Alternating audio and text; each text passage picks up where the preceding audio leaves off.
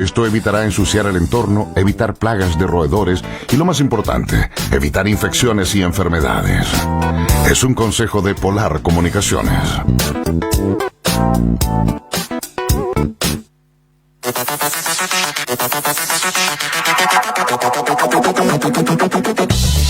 Ya estamos de regreso en nuestro segundo bloque con toda la mejor de las energías para partir esta semana, a pesar de la contingencia social y todo lo que hoy día estamos viviendo como país, ¿cierto? Y este programa además está enfocado a analizar, discutir, reflexionar, opinar sobre el proceso constituyente que se inicia el 26 de abril. Y estamos con una invitada, Elisa Justinianovic, amiga, activista, feminista, investigadora. Ya, ella es investigadora, así que muy bienvenida, Elisa, ¿cómo estás? Muchas gracias, Vilma. ¿Cómo partimos la semana? Bien, con harta energía. Sí, me parece. Ir al campo. ¿Haces verano magallánico? ¿Vives el verano magallánico, Elisa, antes de entrar a los temas de contingencia? Sí, pues de todas maneras, sí. O sea, es algo que se disfruta muchísimo, es como una explosión de energía, igual el cambio, sobre todo de luz, de luminosidad, las horas. Ya. Se puede disfrutar como con más amplitud del día. Claro. ¿Sales de la región? ¿Te quedas en la región? Sí, mira, me voy a escapar un par de semanitas. Ya. Santiago, Conce y alrededor, esperar la playa también, desconectarme un rato de las pegas, los activismos, todo es necesario. Exactamente, sí. Me parece muy bien. Bueno, te presento a Elisa Hernández. Sí, Elisa. Investigadora. La pregunta es, ¿qué investiga Elisa? Me dedico a las energías renovables, valorización de residuos. Ya, pero ¿alguna organización, alguna empresa, personalmente, cómo no?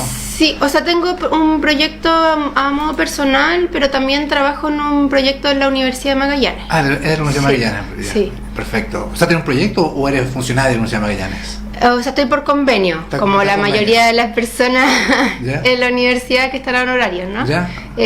Sí, es un proyecto FONDEF que nos adjudicamos hace pocos meses y estamos ahí ya iniciando.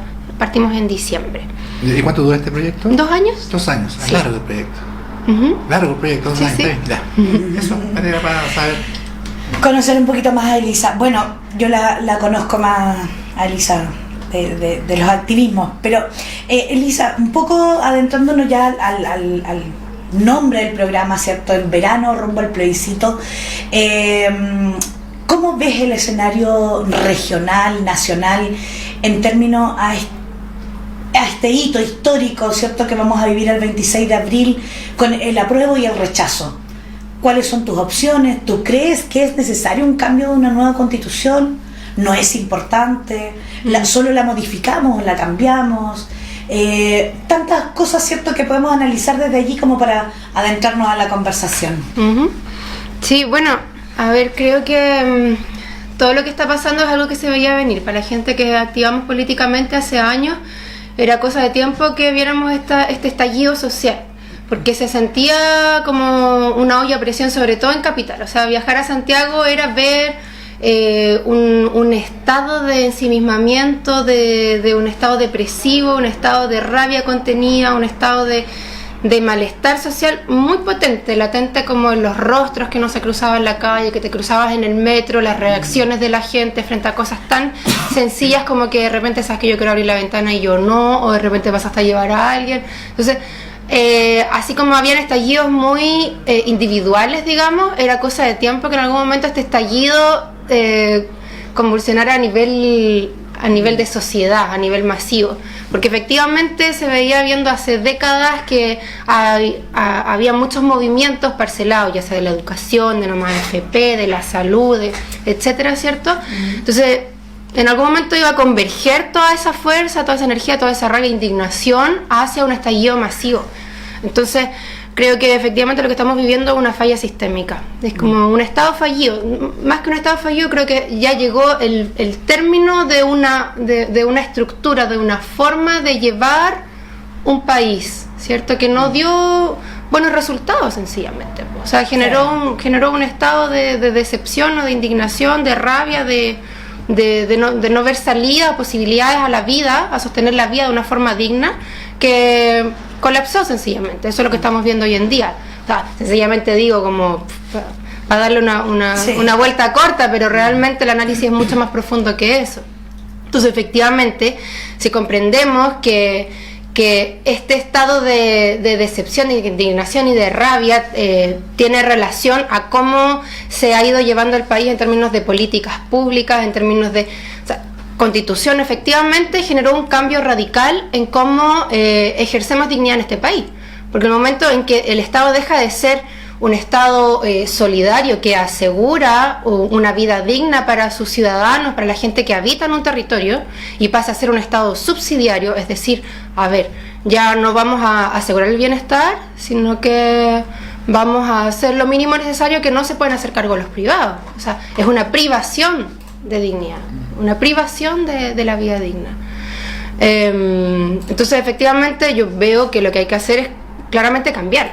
No sirven modificaciones cuando realmente la Constitución está diseñada para proteger al privado, para proteger el derecho privado, y no lo que debiese hacer una Constitución de un país, que es asegurar los derechos fundamentales de la gente que habita en él. Entonces, es como construimos una casa debajo de la tierra y queremos que le entre luz. No podemos ahí estar haciendo un montón de artefactos y qué pasa con la primera lluvia y se va a llenar de barro y qué sé yo, y ventanales por arriba y se van a romper. O sea, hay que reconstruir esa casa. O sea, disculpa, ¿tú piensas que esta Constitución no ha traído nada bueno a este país? O sea, yo creo que efectivamente todas las cosas tienen sus bondades y sus defectos. ¿Qué cosa buena trae este país, esta Constitución? Honestamente, yo creo que son ilusiones. O sea, nada bueno entonces. Creo que son ilusiones. O sea, las cosas buenas que puede haber traído esta Constitución, que muchas veces se habla del bienestar económico, el crecimiento económico, creo que es algo ilusorio, porque no podríamos saber cómo habría sido con una Constitución alternativa. Creo que efectivamente se puede crecer económicamente sin necesidad de casarse con un libre mercado, con una política liberal o neoliberal en este caso. ¿Y por qué es neoliberal esta política? ¿Por qué tú dices que es neoliberal? Porque en el fondo estamos aplicando un modelo económico que es capitalismo salvaje, totalmente desregulado, donde lo único que prima acá es la regulación de la libre competencia, ¿no? O sea, no está desregulado, está regulado entonces.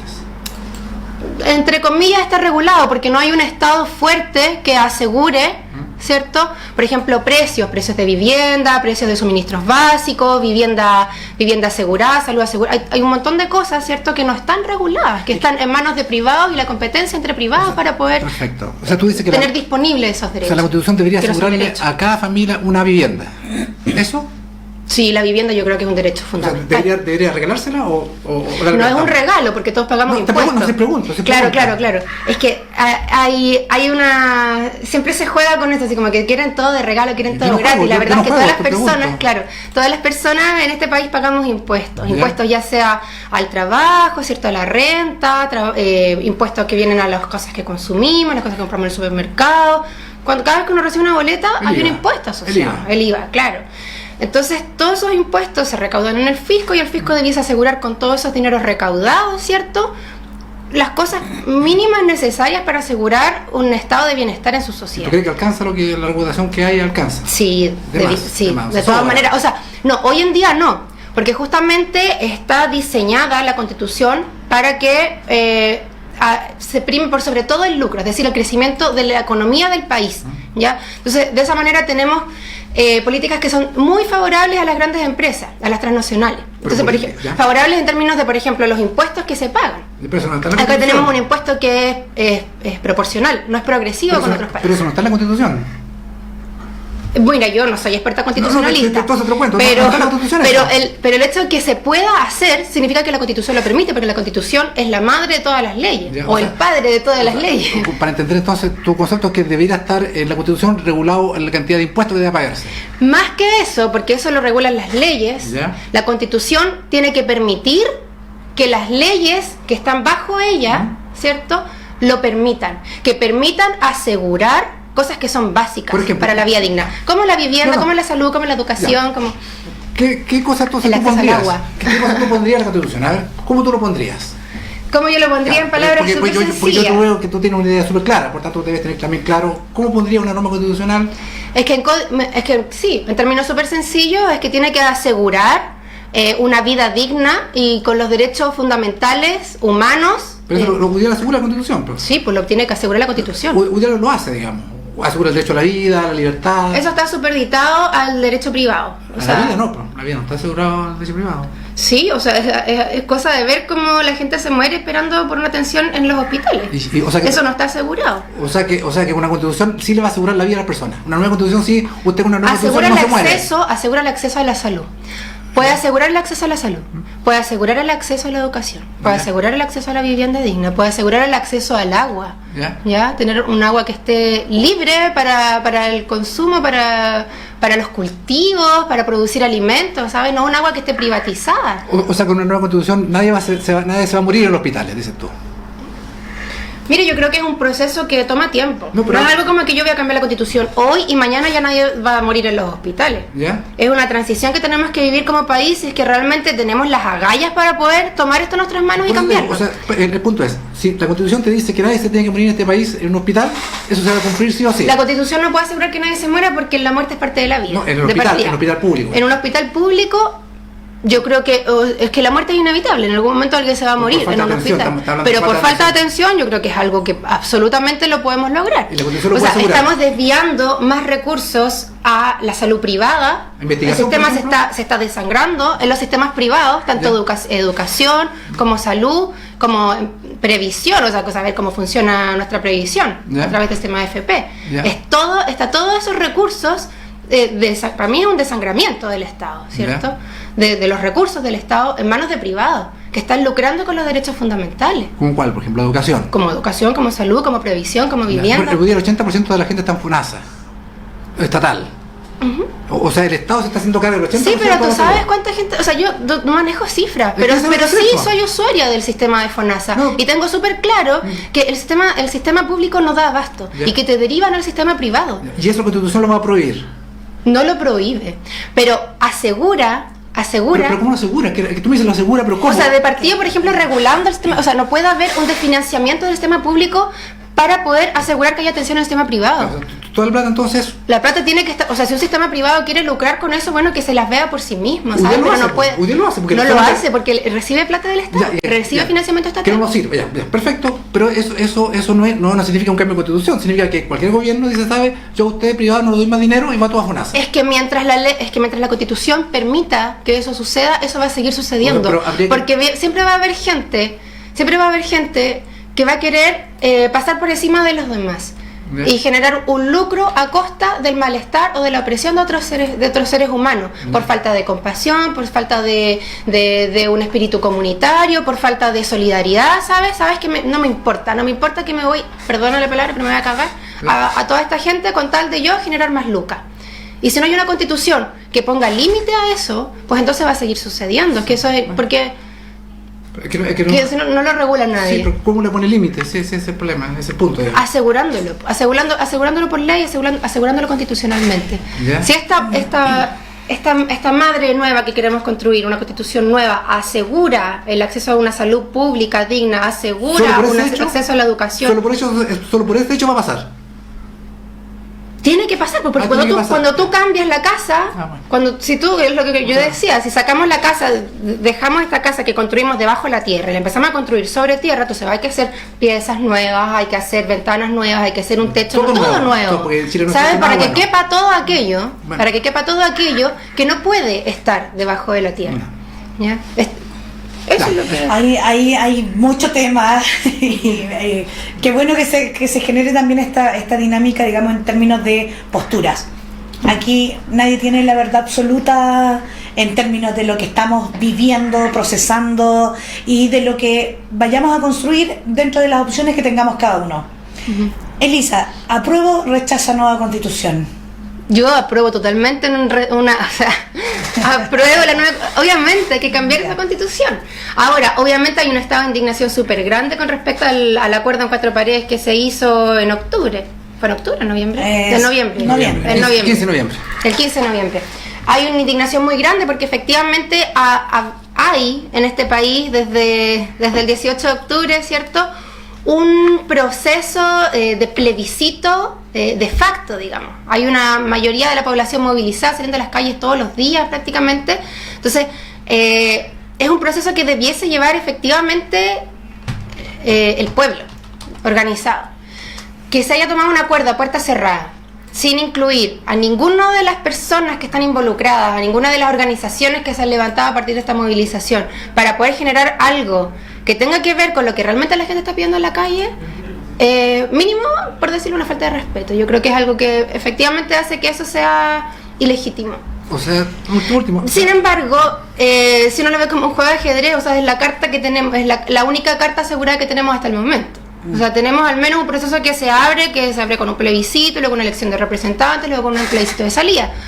Ahora, la gente que está consciente de todas las trampas que involucra este proceso, vamos a seguir luchando por una asamblea constituyente, independiente de que vamos a votar por un tema de libre elección, ahí como cada cual verá lo que le dicta su conciencia, de qué manera se la juega por este proceso. Yo en lo personal voy a votar por apruebo porque me parece muy peligroso dejarle la mano a la derecha con su campaña del terror con respecto al rechazo. O sea, esto es un tema político para ti. ¿Ah? Esto es un tema político para ti. Obvio que no es, obvio que es político. Sí, no es social, no es social, político. Es que lo político es social, no están desligadas esas dos cosas, al contrario, es algo que está totalmente de la mano. El quehacer político tiene que ver con cómo yo acciono para transformar la realidad social. Pero eso se confunde en plano, porque estamos hablando de una cosa por la política, que es el interés por asuntos públicos, y otra cosa la política partidista e ideológica. Cuando tú hablas de derecha, estás hablando de política partidística e ideológica. No estás hablando de política en términos amplios, estás hablando de política partidista e ideológica. Cuando tú te refieres a la derecha, lo haces así. Por eso te digo, para ti entonces es un problema de política ideológica, partidista.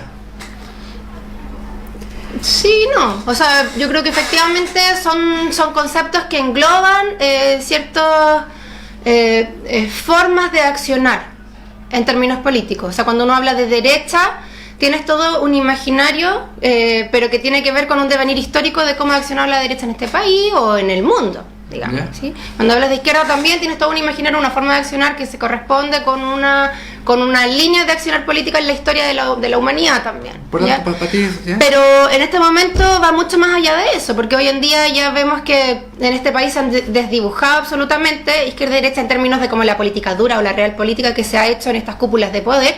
Y hoy en día vemos que están todos casados con una política neoliberal capitalista. Por tanto, no es de derecha entonces. En esas cúpulas de poder. ¿Ya? Pero así como se han despertado un montón de movimientos sociales, hay me atrevo a decir en la mayoría de los casos que un sentir emocional, digamos, que va más de la mano con las posturas de izquierda, por así decirlo, y generando como esta diferenciación con las políticas de derecha. Independientes de lo que pasa en esas cúpulas de poder, que yo te digo que se ha desdibujado que se ha desdibujado lo de izquierda, digamos. Entonces, la de izquierda que tiene que ver con lo social, con lo comunitario, con el buen vivir, con el bienestar, con buscar lo mejor para todas, para todos. Aquello es algo que ya... Por ejemplo, el gobierno de Michelle Bachelet, ¿para ti fue de izquierda o de derecha? Centro-derecha. O sea, yo veo una diferencia súper clara cuando asume, por ejemplo, una concertación o una nueva mayoría, a cuando asume un gobierno de derecha dura como Piñera. ¿Ya? Veo un cambio súper drástico en términos de las políticas públicas, sobre todo. Sin embargo, no hay pero ni un roce siquiera a cuestionar el modelo económico, por ejemplo.